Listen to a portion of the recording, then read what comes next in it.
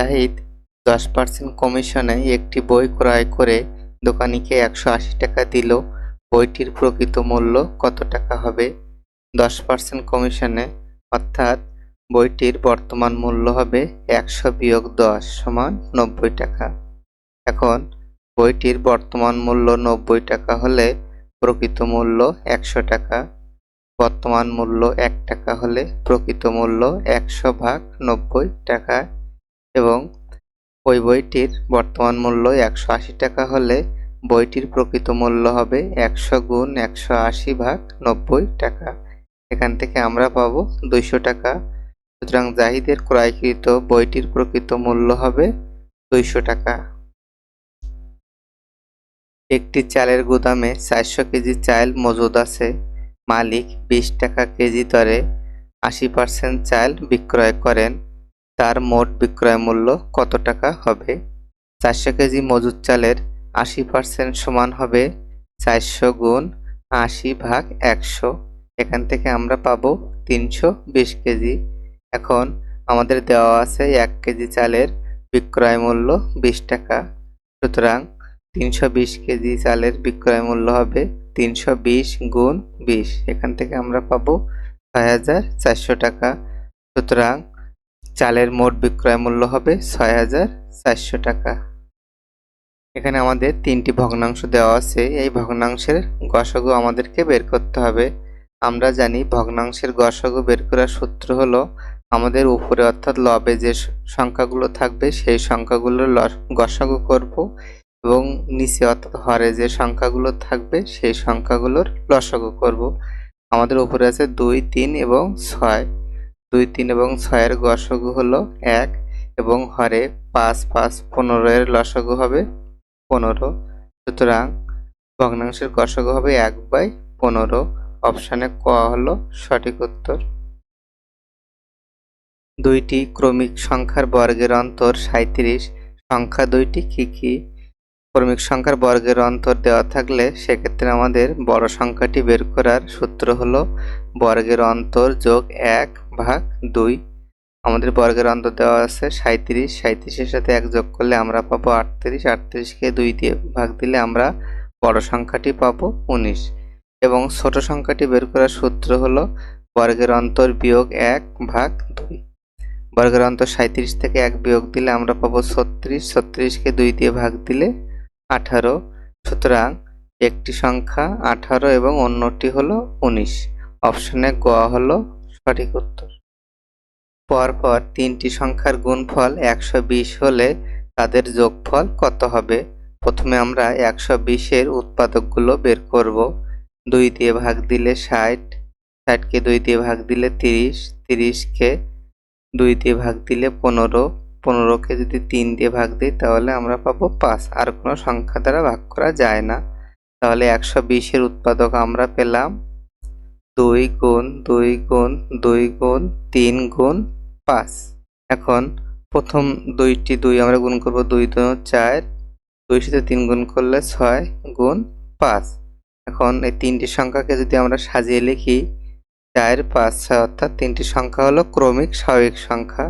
সুতরাং তাদের যোগফল হবে 4 5 এবং 6 যোগ করলে আমরা পাবো 4 আর 5 9, 9 6 15। সুতরাং তাদের যোগফল হবে 15। একটি রম্বস ক্ষেত্রের কর্ণ যথাক্রমে 5 সেন্টিমিটার ও 4.5 সেন্টিমিটার। ওই রম্বস ক্ষেত্রের ক্ষেত্রফল কত বর্গ সেন্টিমিটার হবে? আমরা জানি রম্বসের ক্ষেত্রফল সমান হাফ ইন্টু কর্ণদ্বয়ের গুণফল। এখন আমাদের হাফ ইন্টু রম্বসের একটি কর্ণ দেওয়া আছে 5 এবং অন্যটি 4.5। এখান থেকে আমরা পাবো 11.25 বর্গ সেন্টিমিটার। সুতরাং রম্বসের ক্ষেত্রফল হবে অপশনের ঘ 11.25 বর্গ সেন্টিমিটার। টাকায় 3টি করে লেবু কিনে টাকায় 2টি করে বিক্রয় করলে শতকরা কত লাভ হবে? এখানে আমাদের ক্রয় মূল্য এবং বিক্রয় মূল্য সমান, অর্থাৎ ক্রয় মূল্য টাকায় আছে এবং বিক্রয় মূল্য টাকায় আছে। ক্রয় মূল্য এবং বিক্রয় মূল্য সমান হলে আমাদের শতকরা লাভ বের করার সূত্র হলো ক্রয় সংখ্যা বিয়োগ বিক্রয় সংখ্যা ভাগ বিক্রয় সংখ্যা। এখানে আমাদের ক্রয় সংখ্যা হলো অর্থাৎ 3টি কিনেছে, 3 বিয়োগ বিক্রয় সংখ্যা হলো 2টি, 2 এবং হরে হবে বিক্রয় সংখ্যা অর্থাৎ 2। 3 থেকে 2 বিয়োগ দিলে 1 এবং নিচে আছে 2। যেহেতু আমাদের শতকরা বের করতে হবে, আমরা জানি শতকরা সমান 100%, অর্থাৎ 100 দিয়ে গুণ হবে। 2 দিয়ে 100কে কাটলে 50, সুতরাং শতকরা 50 টাকা লাভ হবে বা 50% লাভ হবে। অপশনে খ হলো সঠিক উত্তর। চতুর্ভুজের 4 কোণের অনুপাত 1:2:2:3 হলে বৃহত্তম বা সবচেয়ে বড় কোণটির পরিমাণ কত ডিগ্রি হবে? আমরা ধরি চতুর্ভুজের 4টি কোণ x, 2x, 2x এবং 3x। এখন আমরা জানি চতুর্ভুজের 4 কোণের সমষ্টি 360 ডিগ্রি। তাহলে 4টি কোণ যদি আমরা যোগ করি তাহলে আমরা লিখতে পারবো তাদের যোগফল হবে 360 ডিগ্রি, বা কোণগুলো আমরা যোগ করলে পাবো 8x, 8x সমান 360 ডিগ্রি, বা x সমান 360কে 8 দিয়ে ভাগ দিলে আমরা x এর মান পাবো 45 ডিগ্রি। আমাদের 4টি কোণ আছে x, 2x, 2x এবং 3x। এখানে দেখা যাচ্ছে সবচেয়ে বড় বা বৃহত্তম কোণটি হলো 3x। তাহলে আমরা মান বসাবো 3x সমান 3 গুণ x এর মান পেয়েছি 45 ডিগ্রি, 3 গুণ 45 ডিগ্রি গুণ করলে আমরা পাবো 135 ডিগ্রি। সুতরাং ওই চতুর্ভুজের সবচেয়ে বড় বা বৃহত্তম কোণের মান হবে 135 ডিগ্রি। 10 সেন্টিমিটার ব্যাসার্ধের বৃত্তের কেন্দ্র থেকে 6 সেন্টিমিটার দূরত্বে অবস্থিত জ্যায়ের দৈর্ঘ্য কত সেন্টিমিটার? ধরি বৃত্তের কেন্দ্র O এবং AB হলো ওই বৃত্তের একটি জ্যা। এখন বৃত্তের কেন্দ্র O থেকে আমরা AB জ্যায়ের উপর একটি লম্ব অঙ্কন করলাম OP। এখন OP লম্ব AB জ্যাকে P বিন্দুতে ছেদ করে। OP এর দৈর্ঘ্য হলো 6 সেন্টিমিটার এবং আমাদের ব্যাসার্ধের মান দেওয়া আছে 10 সেন্টিমিটার। OB হলো বৃত্তের ব্যাসার্ধ, OB সমান 10 সেন্টিমিটার। এখন আমরা যদি OPB অর্থাৎ ত্রিভুজ OPB এই ত্রিভুজটি কল্পনা করি তাহলে দেখা যাচ্ছে এটি একটি সমকোণী ত্রিভুজ, যেখানে কোণ P এর মান হলো 90 ডিগ্রি বা 1 সমকোণ। এখন সমকোণী ত্রিভুজের ক্ষেত্রে আমরা জানি অতিভুজ স্কয়ার সমান লম্ব স্কয়ার প্লাস ভূমি স্কয়ার। এখানে লম্ব হলো OB, OB স্কয়ার সমান লম্ব স্কয়ার অর্থাৎ OP এর স্কয়ার প্লাস ভূমি স্কয়ার, ভূমি হলো PB, PB এর হোল স্কয়ার। OB এর মান আমাদের দেওয়া আছে 10 এর স্কয়ার, OP এর মান আমরা দেওয়া আছে 6 স্কয়ার প্লাস PB স্কয়ার, বা PB স্কয়ার সমান 10কে বর্গ করলে আমরা পাবো 100 এবং 6কে বর্গ করলে পাবো 36। 100 থেকে 36 বিয়োগ দিলে আমরা পাবো 64। 64কে রুট বা বর্গমূল করলে আমরা পাবো 8। সুতরাং PB এর মান আমরা পেলাম 8 সেন্টিমিটার। আমাদেরকে AB এর মান বের করতে হবে। আবার বৃত্তের একটু উপপাদ্য আমরা জানি, বৃত্তের কেন্দ্র থেকে অঙ্কিত লম্ব ওই বৃত্তের জ্যাকে সমান 2 ভাগে ভাগ করে, অর্থাৎ PB এর মান 8, তাহলে AP এর মান হবে 8। তাহলে AB সমান AP প্লাস BP। AP এর মান আমরা পেয়েছি 8 এবং BP এর মান 8। 8 এর সাথে 8 যোগ করলে আমরা পাবো 16 সেন্টিমিটার। সুতরাং ওই বৃত্তের জ্যায়ের দৈর্ঘ্য আমরা পেলাম 16 সেন্টিমিটার। কোন বৃহত্তম সংখ্যা দ্বারা 100 ও 184কে ভাগ করলে প্রত্যেকবার ভাগশেষ 4 থাকবে? এ ধরনের অঙ্কে যদি আমাদের ভাগশেষ বা অবশিষ্ট উল্লেখ থাকে তাহলে প্রথমে আমরা মূল সংখ্যা থেকে ভাগশেষ বিয়োগ করব। আমাদের মূল সংখ্যা দেওয়া আছে 100, তাহলে 100 থেকে আমরা 4 বিয়োগ করলে পাবো 96। একইভাবে দ্বিতীয় যে মূল সংখ্যা অর্থাৎ 184 থেকে 4 বিয়োগ দিলে আমরা পাবো 180। এবং প্রশ্নে যদি বৃহত্তম সংখ্যা উল্লেখ থাকে তাহলে আমাদেরকে লসাগু করতে হবে, এবং ক্ষুদ্রতম সংখ্যা লেখা থাকলে আমরা ওই সংখ্যা দুটিকে লসাগু করব। আমাদের যদি বৃহত্তম সংখ্যা বের করতে হবে সেজন্য আমরা গসাগু করব। 96 এবং 180-র গসাগু আমরা বের করব। প্রথমে 2 দিয়ে ভাগ দিব, 48 × 96, 90 × 180। 2 দিয়ে ভাগ দিব, 24 × 48, 45 × 90। এখন 3 দিয়ে ভাগ দিব, 3 × 8 = 24, 3 × 15 = 45। আর কোনো সংখ্যা দ্বারা 8 এবং 15কে আর কোনো সংখ্যা দ্বারা ভাগ করা যায় না। সুতরাং আমাদের গসাগু হবে 2, 2 এবং 3। 2, 2 এবং 3 গুণ করলে আমরা পাবো 2 2 4, 3 4 12। সুতরাং আমাদের বৃহত্তম বা সবচেয়ে বড় সংখ্যাটি হবে 12।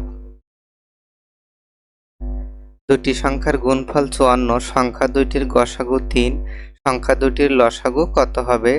আমরা জানি দুইটি সংখ্যার গুণফল সমান ওই দুটি সংখ্যার লসাগু গুণ গসাগু।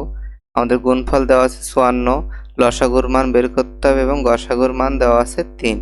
তাহলে সংখ্যা দুটির লসাগু হবে 54 ভাগ 3। ভাগ করলে আমরা ভাগফল পাবো 18। সুতরাং ওই সংখ্যা দুইটির লসাগু হবে 18। একটি পানি ভর্তি বালতির ওজন 16.5 কেজি। বালতির 1/4 অংশ পানি ভর্তি থাকলে তার ওজন 5.25 কেজি হয়। আমাদেরকে খালি বালতির ওজন কত কেজি এটা বের করতে হবে।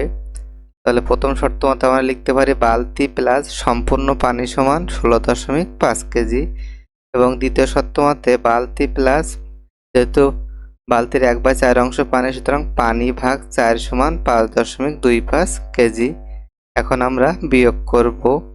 বিয়োগ করলে এখান থেকে বালতি বালতি কাটা যাবে। সম্পূর্ণ পানি থেকে পানির 1/4 ভাগ যদি আমরা বিয়োগ দিই তাহলে পাবো 3/4 ইন্টু পানি সমান 16.5 থেকে 5.25 বিয়োগ দিলে আমরা পাবো 11.25, বা পানি সমান 11.25 গুণ 3/4, ডান দিকে গেলে উল্টে যাবে অর্থাৎ 4/3।